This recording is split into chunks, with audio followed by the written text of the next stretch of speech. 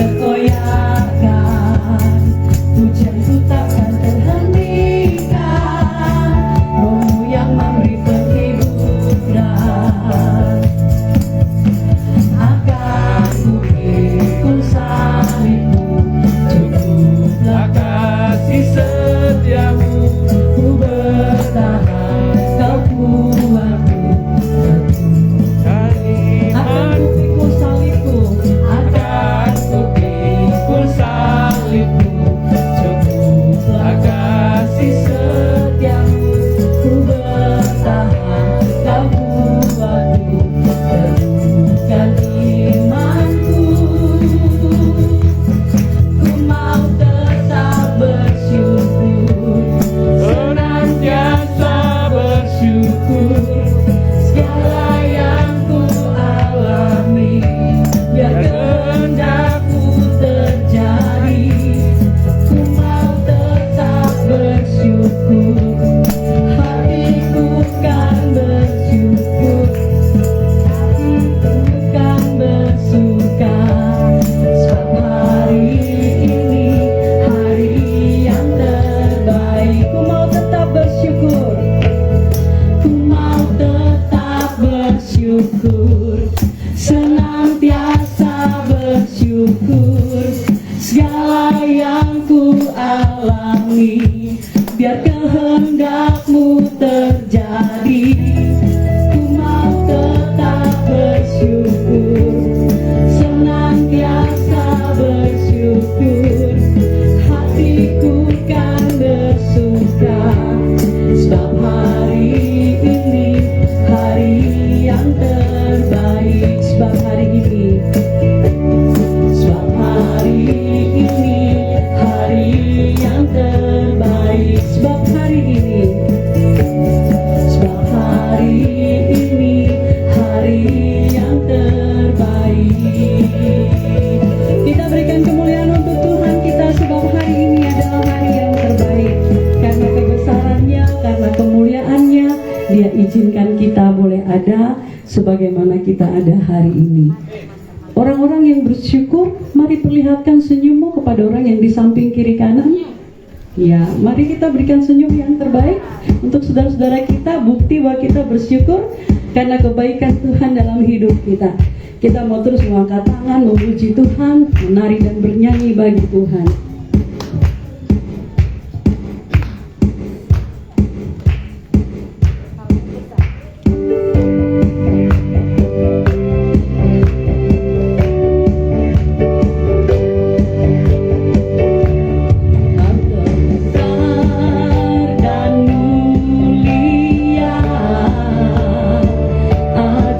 Semua perbuatanmu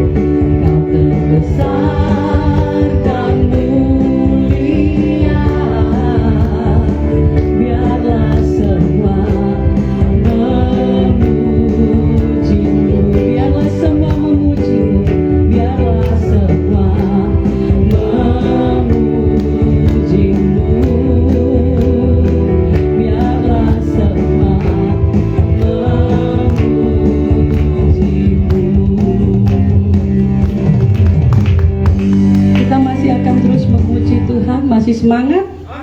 Amin. Masih semangat kita memuji Tuhan karena hari-hari hidup kita dilimpahi dengan berkat Tuhan dan sempurna karyanya yang dibuat di dalam kehidupan kita. Kita bersyukur karena kita diberkati. Kita naikkan pujian ini. Aku diberkati, aku dilimpahi.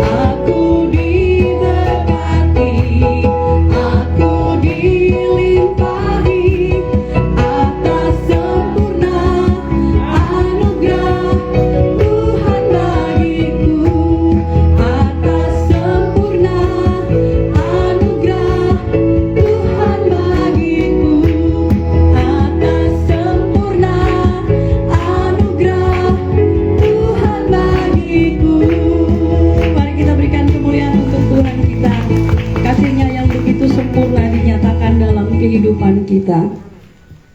Saya persilakan jemaat untuk duduk kembali. Kita akan siap untuk mendengarkan kebenaran firman Tuhan. Kita mau menyanyikan pujian ini sebagai doa kita, bahwa kita mau hidup untuk menggenapi segala perkataan firman-Nya yang Dia berikan bagi kita. Kita mau sambut kebenaran firman Tuhan. Kita mau sambut hamba Tuhan yang akan melayani kebenaran firman Tuhan pada pagi hari ini. Kita naikkan pujian. Bukti kebesarannya ada pada kita. Kita rasakan di dalam kehidupan kita. Karena kesempurnaan karya Dia di dalam hidup kita. Terima kasih untuk segala kebaikan-Mu Tuhan.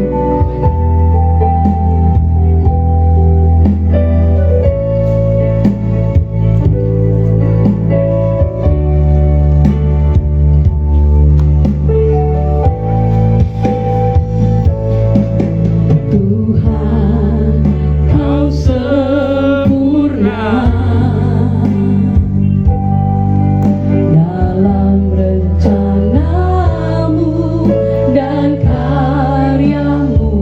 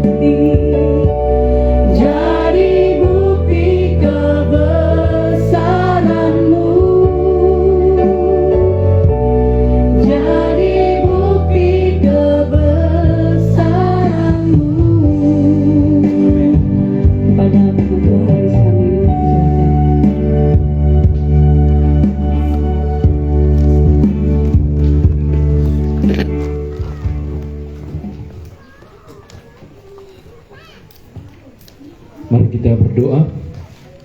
Bapa di dalam surga, terima kasih Tuhan. Bukti kebesaran-Mu, kami hari ini masih ada dengan kekuatan, dengan kesehatan, dengan senyum, dengan sukacita yang dianugerahkan oleh Engkau Tuhan di pagi hari ini. Terima kasih Bapa di dalam surga, kami pagi hari ini hendak membaca dan merenungkan firman Tuhan. Berkatilah kami Tuhan. Roh Kudus, bajaklah tanah setiap hati dari pribadi lepas pribadi yang pagi hari ini hadir. Kami datang dengan pergumulan, persoalan, dengan masalah, dengan beban. Firman Tuhan memberikan kekuatan dan pengharapan bagi kami. Urapi hamba-Mu yang terbatas ini ya Tuhan. Otoritas Tuhan mengambil alih seluruh kehidupan hamba. Sucikan dan kuduskan penyampaian kebenaran firman Tuhan ini. Biarlah maksud dan tujuan terlaksana dalam kehidupan kami. Dalam nama Tuhan kami Yesus Kristus kami berdoa. Haleluya. Amin. Puji nama Tuhan. Bapak Ibu Saudara yang dikasihi oleh Tuhan kita Yesus Kristus. Shalom. Shalom. Puji nama Tuhan. Terima kasih Bapak Gembala Majelis yang memberikan kesempatan terus kepada saya untuk dapat melayani di jemaat di tempat ini, ya, dari gedung lama ke gedung baru. Ini pertama kali lagi saya ada di sini. Puji nama Tuhan.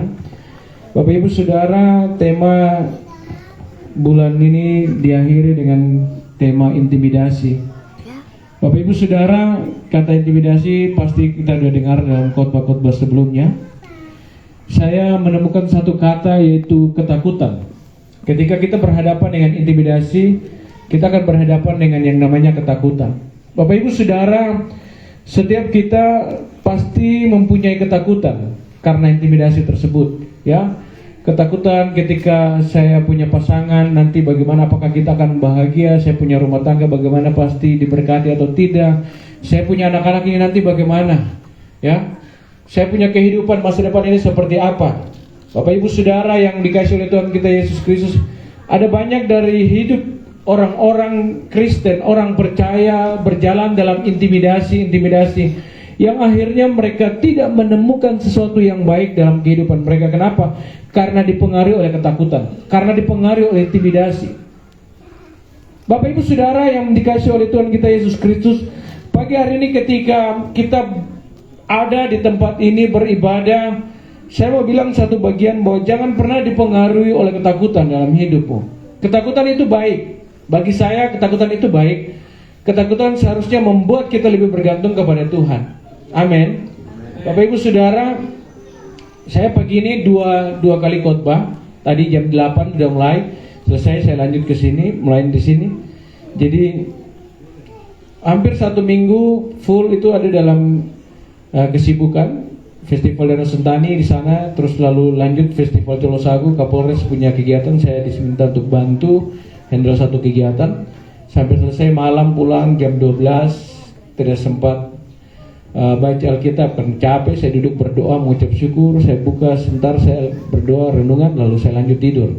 Pagi saya mempersiapkan 2 khotbah, saya bangun, saya bilang, Tuhan berikan saya hikmat untuk saya menyampaikan firman Tuhan. Dan saya berdoa berulang kali, saya bilang, Tuhan kasih sesuatu untuk saya sampaikan kepada jemaat ini tentang tema yang sesuai dan apa yang mereka sedang jalani, mereka sedang gumuli. Bapak Ibu Saudara, yang saya temukan itu adalah ketakutan. Saya tidak tahu apakah setiap kita hari ini sedang berjalan dalam intimidasi ketakutan atau tidak. Tapi saya mau bilang, pastikan pagi hari ini kalau kau datang kepada Tuhan, ketakutan tidak mempengaruhi kehidupan. Bapak Ibu Saudara, Yohanes pasal 14 itu menjadi tema kita. Saya tidak biasa khotbah dari satu topik tertentu. Saya selalu berkhotbah dari beberapa pembagian Alkitab, pembacaan Alkitab. Yohanes pasal 14 itu menjadi tema kita, ayat yang ke-16 dan ayat yang ke-17. Supaya kita tidak hidup dalam ketakutan, penting bagi kita untuk hidup dalam tuntunan Roh Kudus. Bapak Ibu Saudara, kita bilang begini, aku akan minta kepada Bapa dan Ia akan memberikan kepadamu seorang penolong yang lain, supaya Ia menyertai kamu selama-lamanya, yaitu Roh kebenaran. Dunia tidak dapat menerima Dia, sebab dunia tidak melihat Dia dan tidak mengenal Dia, tetapi kamu mengenal Dia, sebab Ia menyertai kamu dan akan diam di dalam kamu. Bapak Ibu Saudara, Yesus berpesan, Yesus bilang begini, bahwa aku akan meminta kepada Bapa, Ia akan memberikan kepadamu seorang penolong. Bapak Ibu Saudara, kata seorang penolong itu dalam bahasa Inggrisnya helper, ya, atau dalam bahasa Yunaninya parakletos. yang artinya dia menolong kita, dia membantu kita dalam situasi kita, dia menyertai kita. Lalu dua kata yang digunakan, jarang sekali dalam penggunaan satu bagian perikop itu menggunakan dua kata ini. Yang pertama dia Roh Kudus dalam perjanjian baru selalu digunakan dengan kata parakletos dan pneumatos. Ya, parakletos itu berbicara tentang penolong, helper. Dia membantu kita, dia menolong kita. Lalu kedua itu pneumatos, yaitu kuasa. Dia roh yang berkuasa. Setiap kali ada penulisan selalu dia menggunakan satu kata, pneumatos atau parakletos. Tetapi dalam Yohanes pasal 14, Yesus menggunakan dua istilah secara bersamaan. Yaitu dia bilang, aku akan meminta kepada Bapa, akan memberikan kepadamu parakletos, seorang penolong, ya, seorang pembantu, ya, dia akan membantu kita, menyertai kita. Lalu yang kedua dia bilang, yaitu roh kebenaran, yaitu pneumatos, yaitu kekuatan, yaitu dunamos, yaitu kebenaran. Bapak Ibu Saudara, itulah sebabnya pagi hari ini saya mau bilang bahwa ketika kita berhadapan dengan intimidasi, dengan ketakutan, penting bagi kita untuk hidup dalam tuntunan Roh Kudus. Saya selalu bilang bagi jemaat di GKI, saya bilang Roh Kudus itu bukan milik orang Pentakosta. Roh Kudus itu bukan milik orang karismatik. Ya, Roh Kudus itu milik semua gereja. Kadang-kadang karena teologi doktrin yang mengedepankan A, mengedepankan B, sehingga mengabaikan pengajaran-pengajaran lain. Saya mau bilang bahwa berbicara tentang Roh Kudus, itu kita semua membutuhkan Roh Kudus. Makanya pagi ini saya mau bilang bahwa penting bagi kita untuk hidup dalam tuntunan kuasa Roh Kudus. Kenapa demikian? Karena tanpa Roh Kudus kau tidak bisa akan mengalami banyak hal-hal yang baik. Kau akan terus berjalan dalam ketakutan. Kenapa? Karena Roh Kudus tidak membantu hidupmu. Kalau ada Roh Kudus, dia menolong hidupmu. Ada Roh Kudus, ada kuasa dalam hidupmu. Ada banyak orang berjalan tanpa kuasa yang berasal daripada Tuhan. Mereka berpikir bahwa kuasa dari dunia, kemampuan dari dunia, finansial mereka, kehebatan mereka, itu bisa menyelesaikan masalah. Mungkin kau punya uang, mungkin kau punya jabatan, mungkin kau punya pendapatan, tapi dengar, semua itu tidak bisa membantu hidupmu mengatasi segala intimidasi dalam hidupmu. Tidak ada orang yang tidak takut tentang masa depan anak-anaknya. Wah, ini dunia semakin kacau, semakin jahat. Bagaimana saya punya anak perempuan nanti? Kalau hari ini kita lihat saya dunia maya, medsos, bagaimana perempuan-perempuan dihancurkan, anak-anak muda, anak-anak kecil dihancurkan. Pasti orang tua panik. Wah, ini saya punya anak nanti bagaimana? Dengar, waktu kau berjalan dengan kekuatan Roh Kudus, penyertaan Roh Kudus, ada penolong, ada kuasa, itu aja. Kau tidak bisa miliki itu dari tempat lain ketika kau punya Roh Kudus dalam hidupmu. Amin. Bapak Ibu Saudara, ada 3 hal yang saya mau bagikan bagi kita di pagi hari ini.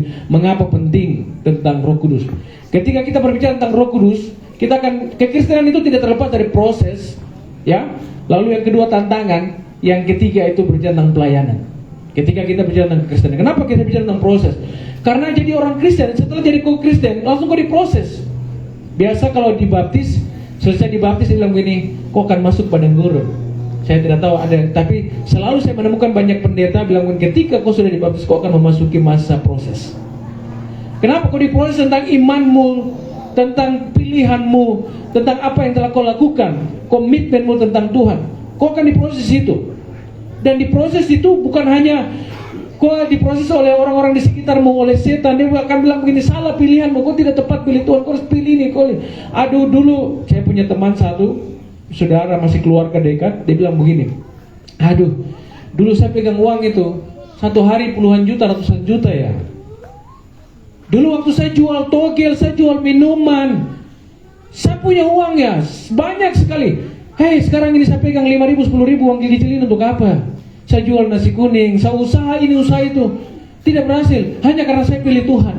Bahkan hari ini dia sakit, tumor di otaknya. Dia operasi selesai, kembali dia ke Jakarta lagi. Bapak Ibu Saudara yang dikasih oleh Tuhan, memang waktu kau pilih Tuhan itu ada sebuah proses yang harus kau lewati. Dunia menjanjikan banyak hal, mungkin berkat mungkin yang dunia tawarkan, tapi saya mau bilang bahwa berkat yang dunia tawarkan itu menuju kepada neraka. Amin. Haleluya. Kenapa? Kesenangan, setan menggunakan cara-caranya, dosa menggunakan cara-caranya untuk menarik orang. Hidup tidak bergantung kepada Tuhan, bergantung kepada cara dunia. Bapak Ibu Saudara, itulah sebabnya pagi hari ini saya mau bilang untuk kita bahwa penting bagi kita berjalan dengan kuasa Roh Kudus. Bagian yang pertama, mari kita lihat Matius pasal yang keempat. Matius pasal yang keempat Ayat yang pertama, Alkitab bilang demikian. Maka Yesus dibawa oleh Roh ke padang gurun untuk dicobai iblis. Perhatikan ulangi. Maka Yesus dibawa oleh Roh ke padang gurun untuk dicobai. Kita tahu bahwa ada 3 pencobaan yang Yesus alami, ya. Yang pertama ketika dia berpuasa 40 hari, yang pertama itu dia dicobai tentang apa? Makan minum. Ya. Lalu yang kedua, dia dicobai tentang apa? Dia dicobai tentang segala pencapaian. Dia bilang, kemudian iblis membawanya ke kota suci, menempatkan dia di bunga bait Allah, lalu berkata, jika engkau anak Allah, jatuhkan dirimu ke bawah, sebab ada tertulis mengenai engkau, ia akan memerintahkan malaikat-malaikatnya dan mereka akan menatang engkau di atas tanganmu supaya kakimu jangan terantuk kepada batu. Lalu yang berikut dia bilang apa? Dan iblis membawanya pula ke atas gunung yang sangat tinggi dan memperlihatkan kepadanya semua kerajaan dunia dan kemegahannya. Ya, jadi ada tawaran di situ yang iblis sampaikan kepada Yesus. Tawaran ini juga sering kali datang kepada kita, kepada manusia. Kenapa? Karena waktu kau ikut Tuhan pasti ada kesulitan. Bergantung kepada Tuhan itu sesuatu yang tidak mudah, Bapak Ibu Saudara. Tidak mudah. Waktu kau diproses dengan kuat, saya mau bilang begini, untuk masuk proses padang gurun, kau harus dituntun oleh Roh Kudus. Orang Kristen tidak terlepas dengan padang gurun, lembah kelam. Kau tidak bisa menghindar dari 2 bagian ini. Kalau ada yang bisa menghindar, dia hebat. Tolong ajarkan saya bagaimana cara dia menghindar. Tidak ada orang yang bisa menghindar.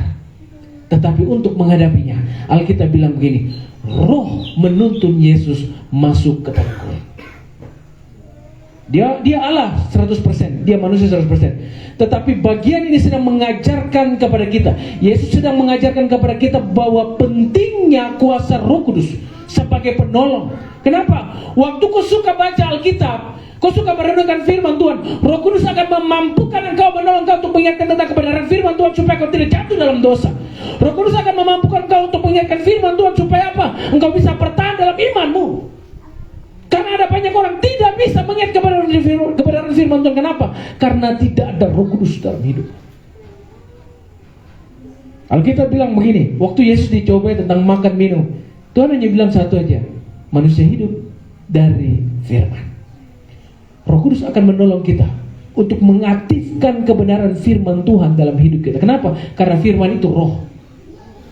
Firman itu dari Tuhan yang bisa mengaktifkannya waktu Roh Kudus tinggal dalam hidup kita.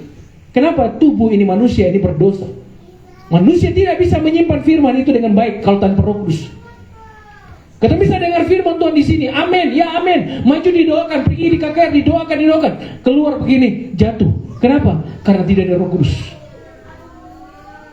Waktu dia berhadapan dengan makan minum, dia bisa mencuri. Dia bisa mengambil milik orang lain. Kenapa? Karena tidak ada tuntunan kuasa Roh Kudus. Alkitab bilang ini, maka Yesus dibawa oleh Roh ke padang gurun. Adakah kita di sini hari ini yang hancur berantakan ketika kita berhadapan dengan situasi padang gurun dalam kehidupan kita? Mungkin karena Roh Kudus tidak menuntun hidup kita. Yesus bilang, aku akan memberikan Parakletos, penolong, helper dalam bahasa Yunani, dalam bahasa Inggris. Artinya dia bilang, dia membantu hidupmu, menolong hidupmu. Apa yang kau tidak bisa kerjakan, dia kerjakan. Itulah sebabnya kita berbicara tentang intimidasi, ketakutan hari-hari ini. Banyak orang Kristen hidup dalam ketakutan. Yesus bilang ini, jangan takut, jangan khawatir. Hari esok punya kesusahan sendiri. Tetapi orang belum melewati hari esok dong sudah takut sampai seolah-olah Tuhan ini tidak ada dalam hidup mereka. Bapak Ibu Saudara yang dikasih oleh Tuhan, pastikan pagi hari ini bahwa setiap kita, bukan hanya di gereja, bukan hanya di ibadah, di persekutuan, di dalam keadaan apapun, dimanapun, kita dituntun oleh kuasa Roh Kudus. Kita dituntun oleh Parakletos. Kita dituntun oleh Pneumatos. Bapak Ibu Saudara, dan perlu diketahui bahwa Roh Kudus dia tidak tinggal di tempat orang-orang yang tidak menghormati Tuhan. Bapak Ibu Saudara, kalau kau punya rumah, terus ada orang datang tinggal, terus dia tidak tahu diri, ya, dia tidak tahu diri. Kau masak, ini sudah tamu, ya coba dia keluar kah, bantu kah, tinggal makan tidur selesai, lempar piring masuk lagi, terlalu lama status naik di Facebook. Tahu diri sudah, datang numpang saja baru. Ada di sini. Haleluya, Bapak Ibu Saudara, Roh Kudus dia mau datang tinggal di tempat-tempat yang terhormat. Kalau ada tamu datang tinggal dalam hidup kita, kita akan memperlakukan dengan baik. Demikian juga Roh Kudus tinggal dalam hidup kita, kita harus memperlakukan dia dengan benar. Kenapa? Dia penolong. Kenapa? Ada kuasa dalam dirinya. Ada kuasa. Dua itu aja. Kau tidak akan dapat dari tempat lain. Alkitab bilang begini, terkutuklah orang yang mengandalkan manusia, diberkatilah orang yang mengandalkan Tuhan. Waktu Roh Kudus tinggal dalam hidupmu, kau sedang bergantung kepada Tuhan, kau sedang mengandalkan Tuhan. Waktu kau masuk masa-masa sulit, padang gurun itu, Alkitab bilang tentang padang gurun, orang Israel saja masuk, Tuhan pimpin. Tuhan bawa lewat padang gurun. Tuhan yang suruh, Tuhan yang perintah Musa lewat padang gurun. Ada jalan terdekat untuk sampai Kanaan, tapi Tuhan bilang lewat padang gurun. Tetapi masuk padang gurun, Tuhan pimpin. Tidak pernah Tuhan bawa orang-orang itu masuk ke padang gurun tanpa tuntunan. Tuhan pimpin. Demikian juga dengan hidup kita. Kalau Tuhan bawa kita memasuki situasi padang gurun, biarkan Roh Kudus ambil alih hidupmu, supaya kau tidak terintimidasi dengan ketakutan, kebimbangan, dengan semua yang menanti di situ. Kau tidak takut. Amin. Haleluya. Bapak Ibu Saudara yang dikasihi oleh Tuhan kita Yesus Kristus, bahkan kadang banyak orang jatuh dalam harta, kejayaan, pangkat, hanya untuk menyembah sesuatu yang bukan daripada Tuhan. Dia bilang, mungkin kita pergi berdoa, salah satu pejabat, dia bilang, pejabat ini dapat pegangan banyak sekali. Yo, karena dia naik dapat jabatan-jabatan itu, dia harus jual Tuhan. Dia menyangkal dia punya iman, dia bilang, saya masih Kristen, saya cuma Muslim untuk dapat jabatan saja. Tidak bisa begitu. Alkitab bilang, kau tidak bisa mendua hati. Dengar, Alkitab bilang kau tidak bisa mendua hati, karena kau akan membenci yang lain, kau akan mengasihi yang lain. 01 dan 02, siapa yang paling kau cintai? Amin. Haleluya. Jangan jadikan Tuhan itu 02, jadikan dia yang terutama dalam hidupmu. Amin. Bapak Ibu Saudara, selesai begini baru dia bilang sama mama begini, Mama tolong berdoa dulu, saya mau pergi umroh. Kau tidak bisa. Bapak Ibu Saudara yang dikasihi oleh Tuhan, jangan mendua, Tuhan saja. Setia sampai mati. Pagi tadi saya berkhotbah di tempat yang lain, saya bilang tentang bagaimana setia sampai Tuhan. Itu di dalam Lukas itu ada berapa tokoh, ya. Mereka sampai masa tuanya dia setia menanti janji Tuhan, walaupun dia tidak diberkati dengan anak, Zakarias dan siapa? Ayo, siapa yang lahir Yohanes? Siapa? Ya, Elizabeth pangkatannya itu. Haleluya, Elizabeth. Ya, Bapak Ibu Saudara, waktu saya baca tadi, sampai masa tuanya sudah mati haid, baru Tuhan kasih anak. Tuhan, kenapa kau tak kasih anak di tempo-tempo supaya dia punya iman? Tidak. Alkitab bilang mereka tetap setia melayani Tuhan sampai masa tuanya. Mungkin kau belum diberkati hari ini, mungkin tidak masuk akal sekali ini, sudah tidak bisa. Saya ingat waktu saya berangkat ke Jogja pergi kuliah, satu pesan yang paling saya ingat sampai hari ini, pendeta George dia khotbah, dia bilang 1 detik bagi Tuhan masih sangat berharga. Kalau dia masih selalu kutip kata ini, saya juga masih kutip kata ini. 1 detik bagi Tuhan sangat berharga. Waktu itu saya mau berangkat pergi kuliah sekolah Alkitab, saya tidak punya uang. Orang tua keluarga tidak kasih uang 1000 perak pun, dengar, 1000 perak pun tidak ada. Mau bilang mungkin kau terus berangkat, mama tidak ada uang. Ya tinggal sudah, mama tidak ada uang. Saya hari Minggu pergi ke gereja, ada satu jemaat Ibu Trikora, dia datang kasih uang 300 di saya. Kakak, ini uang 300. Satu cuma datang kasih 200. Tiket, saya waktu itu mau naik tiket pesawat itu 2 juta kalau tidak salah. Itu mahal sekali 2 juta pada masa itu, ya. 2 juta sekarang mungkin tidak sebanding. Saya bilang, aduh ini baru 500. Itu hari Minggu, hari Senin saya berangkat. Tiket pesawat sudah beli, dia bilang beli nanti ganti uangnya kami. Oke. Bapak Ibu Saudara, jam 10 saya berangkat. Jam 8 pagi saya ditelepon oleh ketua DPR. Ade, datang di pencucian sini. Oh baik, saya datang ke situ. Dia bilang ini ada uang 2 juta. 1 detik bagi Tuhan sangat berarti. Kadang-kadang ketemu bilang begini, aduh ini dari mana nih? Bapak Ibu Saudara, waktu saya mau pergi bayar tiket, dia bilang ini sudah, tiket terbayar, itu tolong kasih ya. Haleluya. Bilang Tuhan kemarin supaya saja beriman seperti ini. Saya cari uang banyak-banyak baru. Haleluya. Tapi itulah Tuhan, ya. Waktu kau bergantung dengan Tuhan di masa padang gurun, saya mau bilang bahwa Tuhan punya cara untuk memberkati kita. Ada banyak orang takut bimbang, aduh ini tidak mungkin, ini tidak pasti, situasinya sudah tidak bisa lagi. Saya bilang, apa yang tidak mungkin bagi Tuhan? Lukas dia bilang begini, tidak ada yang mustahil bagi Tuhan. Amin.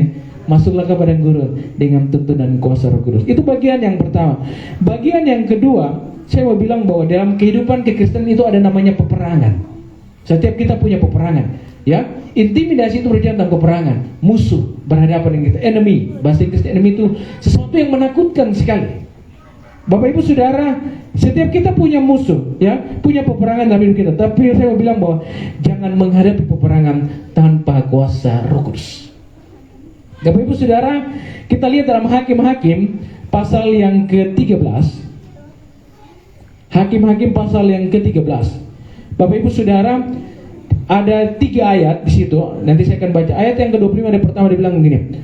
Simson mulailah hatinya digerakkan oleh Roh Tuhan di Mahane Dan yang terletak di antara Zoar dan Estayol.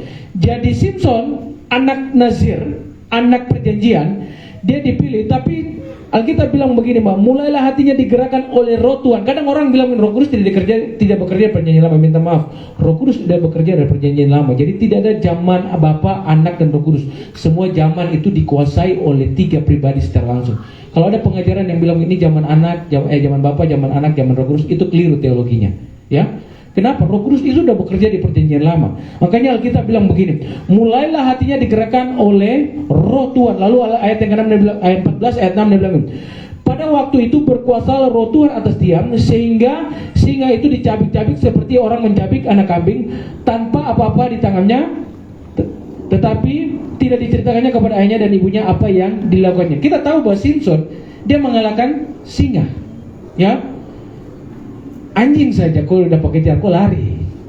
Anjing. Ada di situ kan penakut anjing. Aduh mama, anjing lari gigit di kaki sini. Ini suatu mama tapi anjing tetap gigit, ya.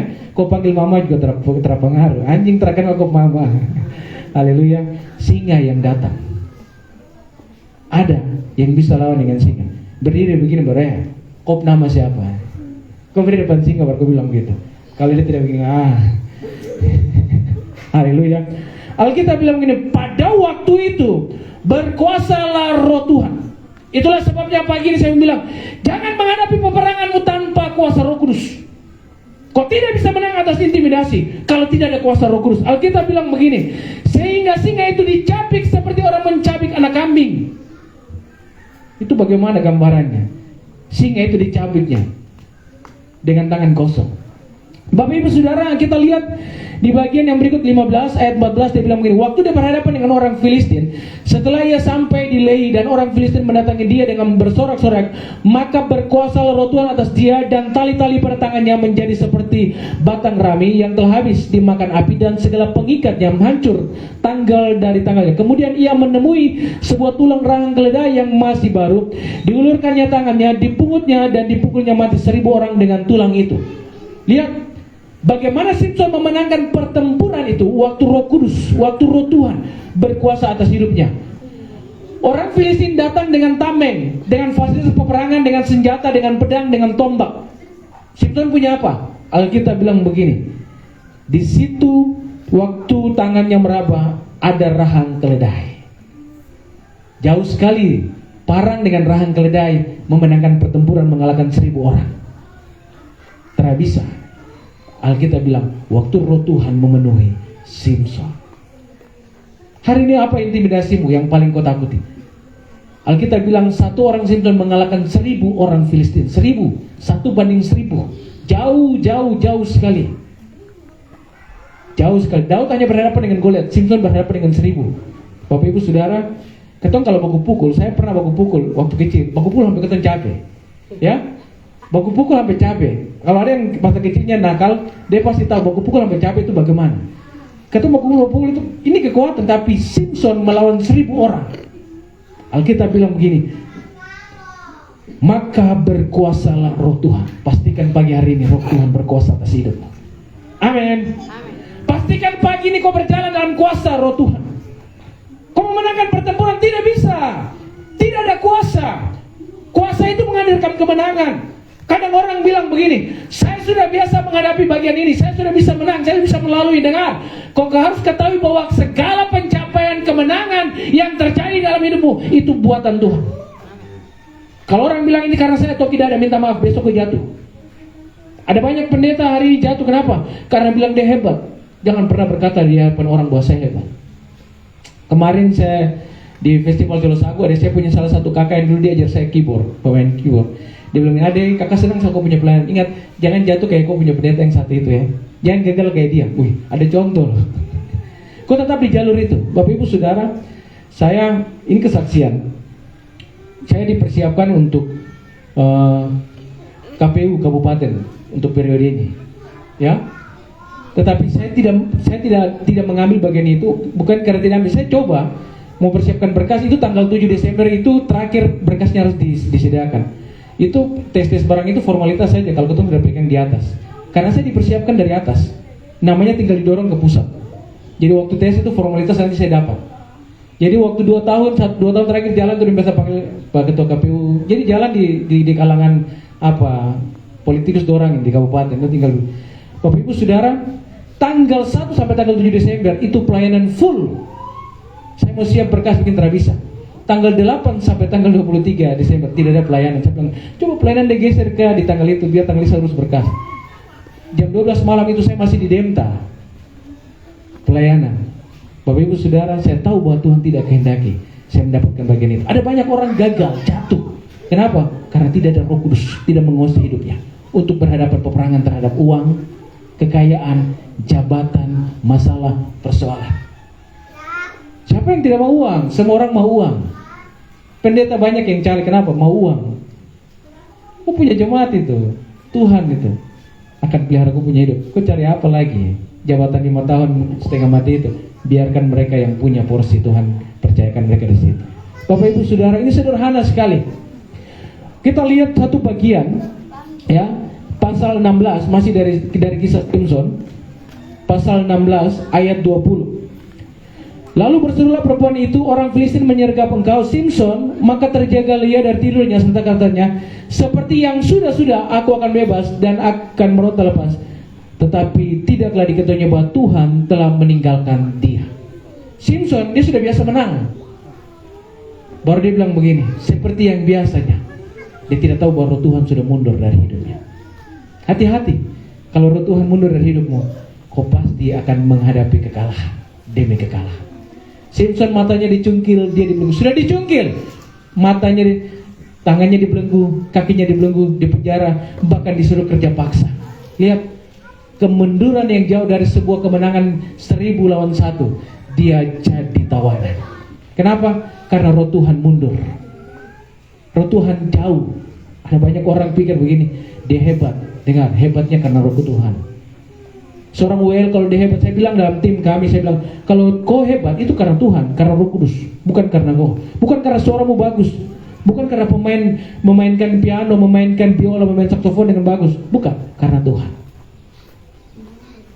Bapak Ibu Saudara, kami setiap Sabtu pagi ada 2 pagi di Gunung Sere, 2 fajar.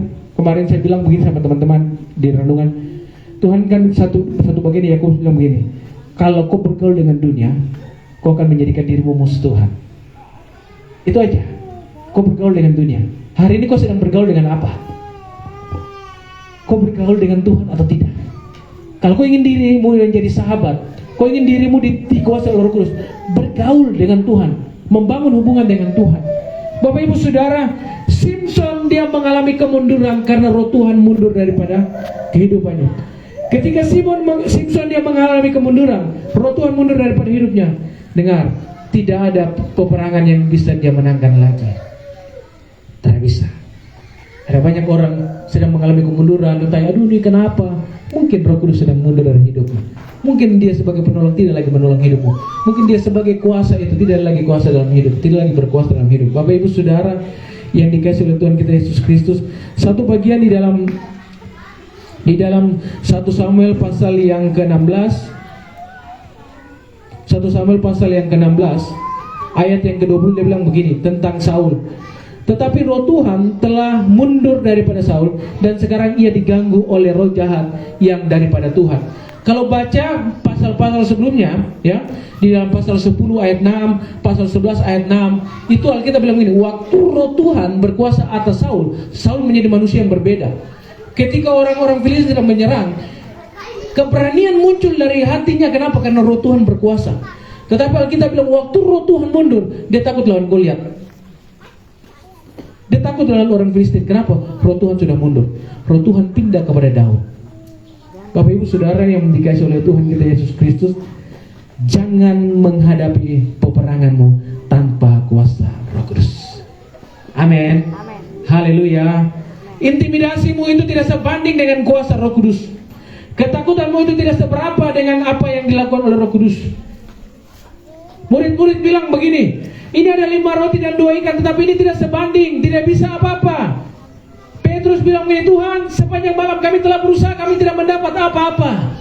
Perempuan pendaraan bilang 12 tahun saya sudah berusaha berjuang, tetapi semuanya itu berubah ketika dong datang cari Tuhan. Ketika Tuhan bilang sama Petrus begini, tebarkan jalamu di situ. Jadi kemarin ketemu sambil jaga sound system di Jeku, saya bilang sama anak kamu mancing, angin begini yang mau dapat. Petrus saja dia mancing, semarang-semarang dia dapat baru. Dia bilang itu Petrus. Haleluya. Sebenarnya bukan Petrusnya, Tuhannya yang penting. Amin. Haleluya. Petrus dia coba dia cari tempat-tempat ikan. Sentani ini, ketong ini orang Sentani, ketong tahu sekali di mana tempat-tempat ikan ini. Dia punya mama ini siapa di belakang ini. Dia punya mama biasa lepas ini jaring, ya. Mancing dulu. Tahu sekali mana tempat-tempat ikan. Dulu orang-orang Sentani kan tahu ikan hande itu ada salah satu ikan asli yang sudah hilang. Don tahu sekali di mana. Oh, ikan itu udah muncul satu pergi dapat. Mancing itu don taruh banyak sekali. Tinggal tarik satu. Sekarang sudah bisa. Don tahu tempat ikan. Petrus tahu tempat ikan, tetapi Tuhan yang menentukan berkat. Amin. Haleluya. Ada banyak orang berusaha sepanjang malam seperti Petrus, dia tidak dapat apa-apa. Ada banyak orang berusaha seperti perempuan pendaraan, dengan uangnya dia tidak mengalami kesembuhan. Tapi waktu dia datang cari Tuhan, ada Roh Kudus, ada kuasa, ada kemenangan. Jangan sampai Roh Kudus mundur dari hidupmu. Amin. Itu yang selalu saya takutkan sebagai seorang pelayan. Bapak Ibu Saudara, kalau kita hebat, satu saja, pasti ada Tuhan dalam hidup. Pasti ada Roh Kudus dalam hidup. Itulah sebabnya pagi hari ini saya mau bilang, jangan sampai Roh Kudus dia mundur.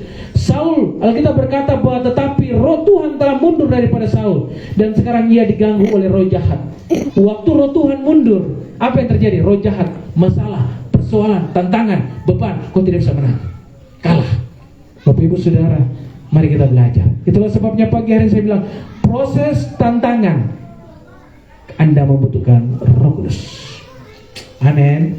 Bagian yang terakhir kita bicara tentang pelayanan. Hari ini, ya, bersyukur gereja sudah mengambil langkah iman. Mungkin tidak punya apa-apa. Mungkin jemaatnya jemaat yang sederhana, bukan pejabat-pejabat. Kalau pejabat ini semua 5 orang saya pejabat ini bangunan sudah jadi, ya. Haleluya. Tapi karena semua pejabat kerajaan Allah, mentalnya mental iman, bersabarnya dalam ketekunan, pastikan bersabar terus sampai Tuhan berkati jemaat ini. Amin. Haleluya. Bapak Ibu Saudara, saya mau bicara tentang pelayanan. 1 Korintus, Kisah Para Rasul pasal 1 ayat yang ke-8. 1 Korintus pasal 1, Kisah Para Rasul pasal 1, minta maaf. Kisah Para Rasul pasal 1 ayat yang ke-8. Alkitab bilang begini, tetapi kamu akan menerima kuasa kalau Roh Kudus turun ke atas kamu, dan kamu akan menjadi saksiku di Yerusalem, di seluruh Yudea dan Samaria, dan sampai ke ujung bumi. Bapak Ibu Saudara, murid-murid itu nelayan, tukang penakut. Waktu Yesus ditangkap, semua lari, tidak berani. Yesus membekali mereka untuk persiapan pelayanan, tidak ada yang berani. Tapi Tuhan bilang bahwa aku akan memberikan seorang penolong yang lain, Parakletos. Aku akan memberikan roh kebenaran. Itu Yohanes pasal 14 dijanjikan kepada murid-murid. Lalu pasal 1 di Kisah Para Rasul kembali diingatkan sebelum Yesus terangkat, dia bilang, tetapi kamu akan menerima kuasa kalau Roh Kudus turun ke atas kamu. Ini berbicara tentang pelayanan. Di dalam pelayanan orang bisa menghadapi ketakutan. Kenapa? Aduh, ini Ibu Gembala bilang, saya punya gereja begini, apakah jemaat belum bisa datang? Jemaat pasti cari tempat yang nyaman untuk ibadah. Ada AC, lantai yang bagus, pemain musik yang lengkap, fasilitas yang cukup. Dengar, semua orang punya ketakutan dalam pelayanan. Mungkin kau sudah mengerjakan pelayananmu di bidang masing-masing, di pelayanan masing-masing, kau juga punya ketakutan. Tapi saya mau bilang, kalau kau punya Roh Kudus, kau akan bisa berdiri melayani dengan maksimal. Alkitab bilang begini, kamu akan menjadi saksiku di Yerusalem. Kenapa Tuhan sebut Yerusalem di luar? Orang Israel itu fanatik.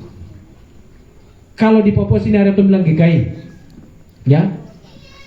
Bapak Ibu Saudara, satu waktu kami punya tim penginjilan ini. Dorang pergi pelayanan di salah satu kampung di Sentani Barat sana. Dong pulang itu, dong dapat lempar sementara pelayanan, baru dapat lempar dengan batu, kayu, balok semua. Tapi puji Tuhan, dong lempar dengan dekat begini tidak kena satu orang pun. Tuhan jaga.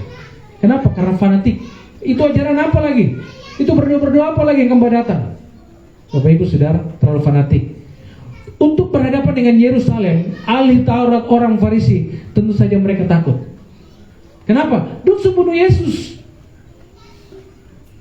Bapak Ibu Saudara yang dikasih oleh Tuhan, pasal 2 ayat 14, Alkitab berkata, waktu mereka sudah dikuasai oleh Roh Kudus, maka bangkitlah Petrus yang tukang penakut, yang mengkhianati Yesus 3 kali, yang lari, yang waktu orang serdadu ini Roma datang tangkap Yesus, dia lari. Alkitab bilang, maka bangkitlah Petrus berdiri dengan ke-11 rasul itu, dan dengan suara nyaring ia berkata kepada mereka, hai kamu orang Yahudi dan kamu semua yang tinggal di Yerusalem.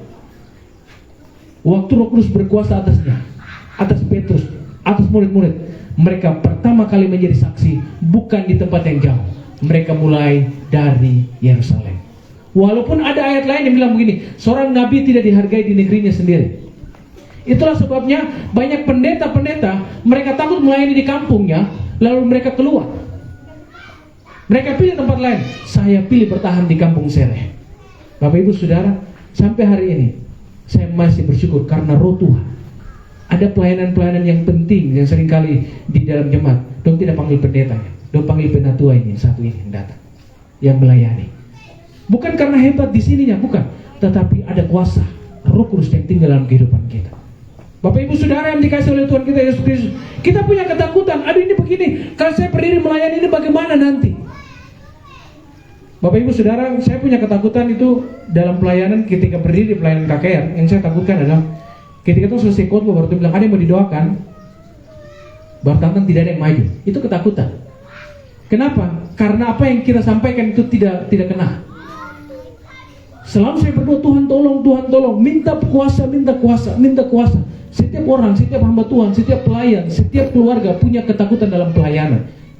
Bapak Ibu Saudara, tetapi Yesus bilang begini, Parakletos itu menjadi kuasa. Tempat ketakutan terbesarmu di mana? Dia akan mulai dari tempat itu. Murid-murid mereka mulai dari mana? Dari Yerusalem. Yerusalem yang notabene ahli Taurat, orang Farisi, apalagi doktrin, dogma, pengajaran yang baku yang tidak boleh dirubah, yang AA, BB. Tetapi kita bilang begini, maka bangkitlah Petrus tukang penakut itu, ya, berdiri dengan ke-11 rasul, lalu menyampaikan firman Tuhan. Alkitab bilang 3.000 orang bertobat. Amin. Amin. Dimulai dari mana? Waktu Roh Kudus tinggal dalam hidupmu, ketakutanmu pasti pindah. Bapak Ibu Saudara yang dikasihi oleh Tuhan kita Yesus Kristus, gereja ini harus memulai segala perjalanan padang gurun mereka dengan kuasa Roh Kudus. Amin. Gereja ini harus berjalan menghadapi peperangan pergumulan mereka dengan kuasa Roh Kudus. Gereja ini harus menjalani segala pelayanan mereka dengan kuasa Roh Kudus. Tanpa Roh Kudus, kau tidak akan bisa melangkah melesir jauh seperti anak panah yang ditembak. Amin. Haleluya. Mungkin di tengah-tengah situasi keluarga juga, pelayanan di tengah-tengah keluarga juga, kau sedang mengalami kemunduran, kekalahan, kau babak belur dengan semua, aduh masalah berat sekali, saya sudah coba begini begitu, saya punya usaha macet dan sebagainya. Bapak Ibu Saudara, ya, saya sambil melayani saya juga punya usaha. Bapak Ibu Saudara, usaha itu kadang-kadang dikejar kredit itu pusing juga gitu, ya. Tapi saya bersyukur Tuhan selalu sediakan berkat bagi saya untuk bisa menutup. Karena bagi saya tidak mau hidup dari pelayanan. Kenapa? Kadang orang bilang begini, bergantung sepenuhnya dari pelayanan. Artinya waktu dia pergi khotbah baru dia bilang begini, dia tidak dikasih, dia kecewa. Kenapa? Karena sudah terbiasa, polanya sudah terbiasa. Dia harus dikasih dari tempat pelayanan. Kalau kau pergi khotbah satu tempat baru dia bilang begini, Pak Pendeta, ini cuma 200.000 saja. Ketemu sudah sewa mobil, sudah pergi mengeluarkan banyak, baru kita dikasih cuma begitu. Apa yang kamu lakukan? Bersyukur. Satu kali saya pergi menyeberang ke danau, pergi pelayanan di Abar sana. Itu Johnson, ketemu harus sewa lagi, bayar. Baru kalau pelayanan jauh-jauh itu mungkin keluarga dong terikut. Keluarga pasti ikut kalau saya pelayanan jauh. Kalau bawa semua itu yang saya pikir makan minum. Nanti pulang sembahyang makan bagaimana? Saya pergi ke sana. Sekarang begini jemaat dong taruh dengan apa nih? Sampai dong punya helai, orang saya bilang helai, hote. Dong taruh pendeta, makan selesai, bawa pulang ya, taruh uang. Kita sudah melayani, dikasih kurang, kita harus beli mereka punya jualan. Dari mana mereka? Makanya kita harus berusaha. Kita punya usaha lain, bukan pendeta bisnis, tidak, minta maaf, saya tidak berbisnis. Saya selalu mengutamakan pelayanan. Dalam pekerjaan saya hari ini menjadi staf di MRP. Tapi waktu saya sedang kerjakan semua aktivitas di MRP, saya bilang, minta maaf kakak, saya kasih tinggal pekerjaan, ada pelayanan. Sekalipun cuma pimpin ibadah PKB, saya kasih tinggal. Pelayanan lebih penting, bukan pekerjaan. Itu memang menopang kita, tetapi jangan sampai kasih tinggal pelayanan. Bapak Ibu Saudara, ada banyak pendeta akhirnya ketakutan. Aduh, saya punya jemaat tidak bisa, mungkin saya jadi DPR supaya bisa bangun gereja mau kosong. Kau tidak bergantung sama Tuhan. Amin. Haleluya. Pendeta-pendeta yang tidak punya Roh Kudus, mereka akan mengalami berjalan dalam ketakutan. Pikir ini bagaimana mau bangun ini? Tuhan yang bangun jemaat, bukan kau. Tugasmu hanya melayani saja. Amin. Petrus pribadi yang tukang penakut. Petrus pribadi yang pernah gagal mengasihi Tuhan. Petrus yang pergi sebarkan jalan, dia sudah lihat mujizat terjadi, masih juga dia tidak percaya kepada Tuhan karena tidak ada Roh Kudus. Kita bisa mengalami mujizat, tetapi kalau Roh Kudus tidak ada dalam hidup kita, mujizat itu sampai di situ saja. Kita tidak mengalami terobosan yang lebih jauh. Alkitab bilang begini, tetapi kamu akan menerima kuasa kalau Roh Kudus turun ke atas kamu. Kamu akan menjadi saksiku di Yerusalem, Yudea, Samaria, sampai ke ujung bumi. Dan ujung bumi yang paling jauh waktu itu mereka injili adalah India, oleh Rasul Thomas, sampai paling jauh. Kenapa? Roh Kudus bawa. Paulus dibawa oleh Tuhan. Karam berapa kali dia dihantam, dia dihajar, dia di penjara, dia tetap pergi beritakan Injil. Masalah ada kok, tidak mungkin tidak, tapi mereka tetap berdiri teguh. Jangan karena masalah kau ambil langkah yang lain, saya jadi DPR saja biar saya bisa menopang saya punya pelayanan. Tidak, Tuhan yang sediakan berkat bagi hidup. Amin. Haleluya. Itulah sebabnya jangan takut di tengah situasi, keadaan yang sedang terjadi dalam hidupmu. Bapak Ibu Saudara, saya tadi memberikan poin terakhir di khotbah yang sebelumnya. Saya bilang kesetiaan dalam situasi. Kesetiaan dalam situasi itu penting. Ini saya tutup bagian ini khotbah saya di pagi hari ini. Kesetiaan dalam situasi itu saya ambil dari Lukas pasal 2. Lukas pasal 2 itu ayat 36. Ayat 36 dia bilang begini. Lagi pula di situ ada Hana, seorang nabi perempuan anak Fenuel dari suku Asher. Ia sudah sangat lanjut umurnya. Sesudah kawin ia hidup 7 tahun lamanya bersama suaminya, dan sekarang ia janda dan berumur 84 tahun. Ia tidak pernah meninggalkan bait Allah, siang malam beribadah dengan berpuasa dan berdoa. Ya. Hana 7 tahun pernikahan, suaminya meninggal, dia tinggal janda sampai usia 80 tahun. Alkitab bilang bahwa dia tidak pernah tinggalkan bait Allah, berdoa dan berpuasa. Itulah yang saya bilang bahwa kesetiaan dalam situasi itu penting. Waktu kau setia dalam keadaan apapun, Roh Kudus senang sekali dengan pribadi-pribadi yang seperti itu. Karena seringkali waktu orang tidak diberkati, mereka kecewa dengan Tuhan, marah dengan Tuhan. Aduh Tuhan, Bapak Ibu Saudara, saya pertama kali diundang oleh jemaat ini tuh di Ale-Ale kalau tidak salah, 2015 Desember kalau Desember ya, 2015. Ini sudah mau 10 tahun ya. Gereja, dia pindah ke Padang Bulan, dia pindah lagi ke rumah, dia pindah lagi ke sini. Ini besok pindah kemana lagi? Pindah ke tempat yang Tuhan sediakan yang lebih baik dari ini. Amin. Haleluya. Kesetiaan dalam situasi itu penting. Aduh, ini tidak mengalami progres. Jangan lihat progresnya dunia. Progresnya Tuhan sedang sediakan di dalam alam roh. Saya senang sekali salah satu khotbah dari Pastor Joel, dia bilang begini.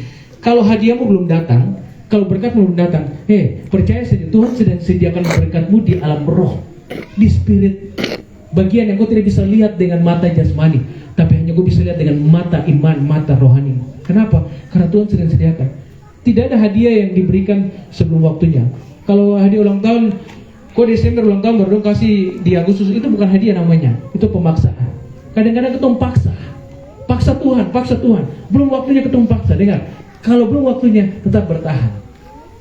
Saya kemarin tulis, saya bilang bahwa Pengkhotbah pasal 3, segala sesuatu itu ada masanya, ada waktunya. Di bagian-bagian itu kadang-kadang kita tidak sabar, tapi penting bagi kita untuk Roh Kudus tinggal dalam hidup kita, sehingga ketakutan dalam pelayanan itu mulai ditekan dengan kuasa Tuhan. Kalau Tuhan dia semakin besar dalam hidup kita, ketakutan kita semakin kecil. Di tempat manapun kita akan bisa berdiri menjadi saksi, menjadi berkat.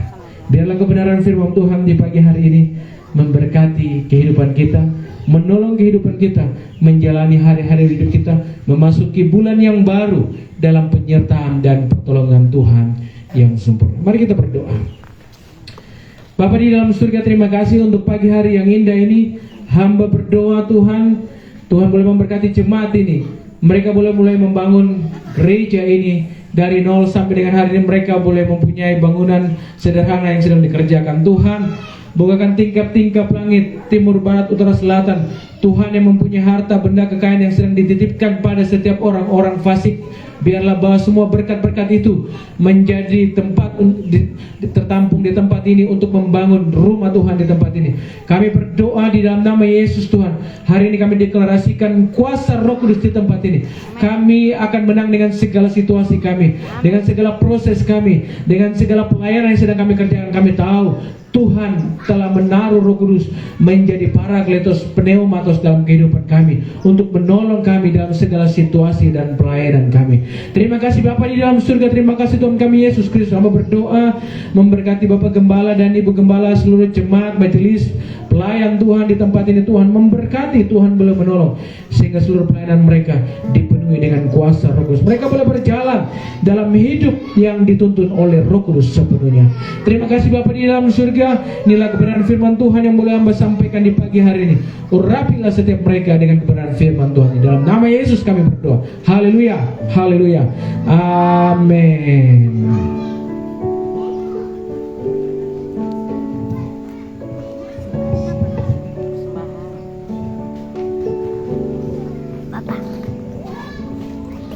Terpujilah nama Tuhan atas firman Tuhan yang sudah kita renungkan bersama.